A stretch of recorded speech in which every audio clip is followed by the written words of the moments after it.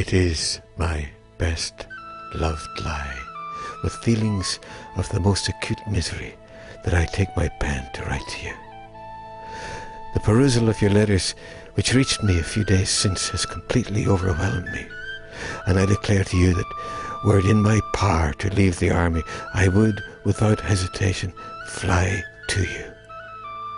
Who would believe that the writer of these lines had just become a national hero after one of the most audacious amphibious operations in world history?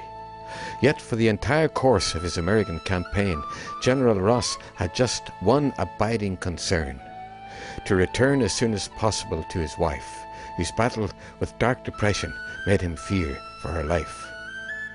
At the head of just 4,000 troops, backed by a powerful fleet, Ross found his American opponents in a state of disorganization.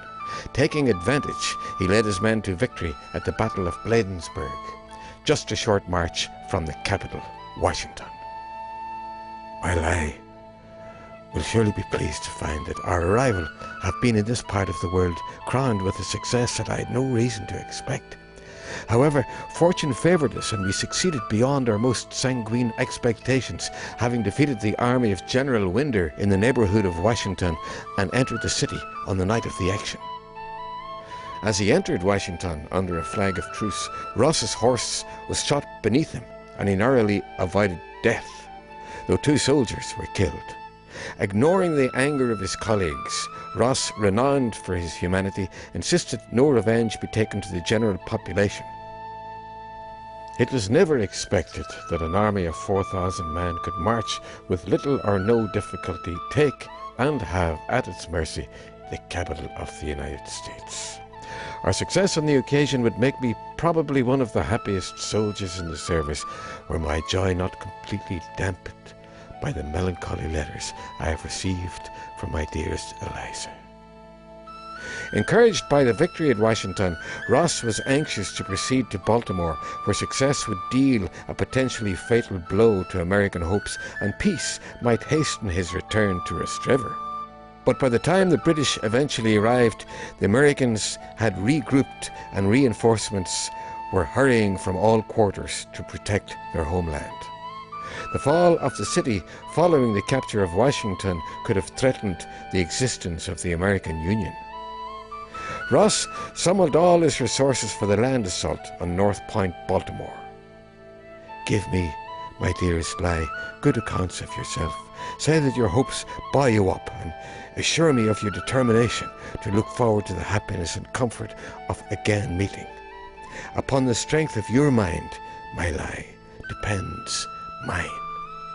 Shortly before the assault, American lawyer Francis Scott Key joined Ross and Royal Navy officers on board HMS Tonnant near Baltimore.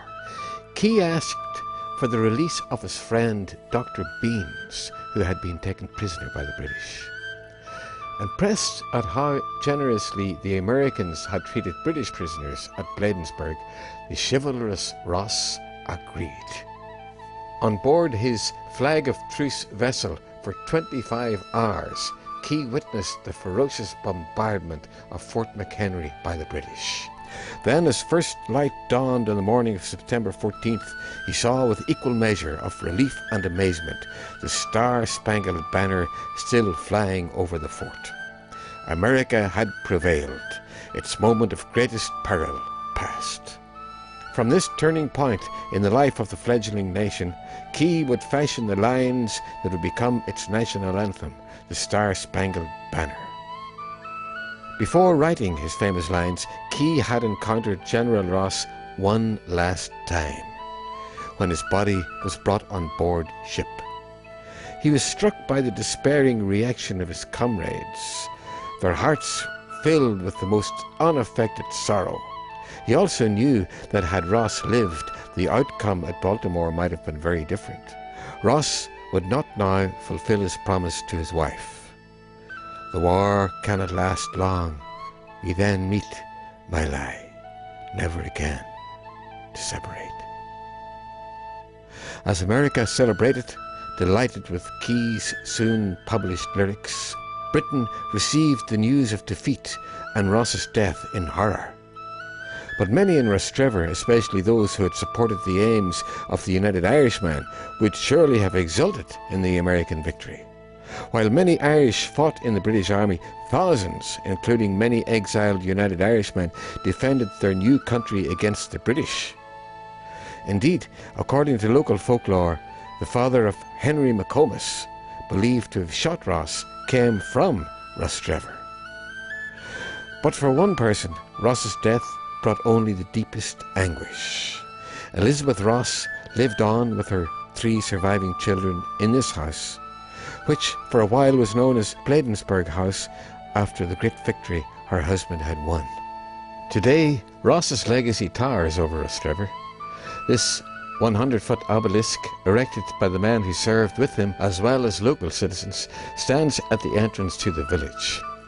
Ironically, it is situated almost on the same site overlooking Carlingford Lough where he and Lai had planned to build their dream home. The trees which the general had planted in anticipation of building his country residence still exist to the rear of the obelisk. Another monument was erected in the parish church where Lai continued to worship for many years. Her grave is marked by the Ross Cross in the Crag graveyard in the heart of the village. Robert Ross's death was a source of jubilation and a relief to many Americans, as the lyrics of the Star-Spangled Banner testify.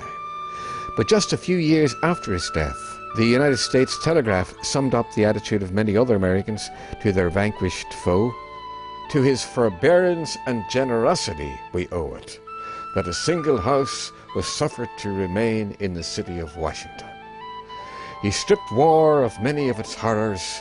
He waged it gallantly at the command of his sovereign, but he was nobly generous.